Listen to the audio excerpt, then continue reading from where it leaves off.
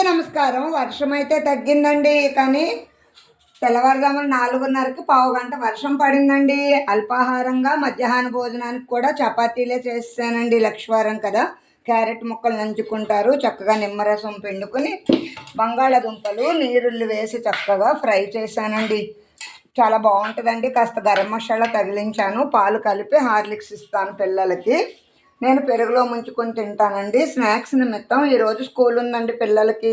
శనగలు, పెసలు, మొలకలు చాలా బాగానే వచ్చాయండి. శనగలు రాలేదు కానీ పెసలు బాగా వచ్చాయండి.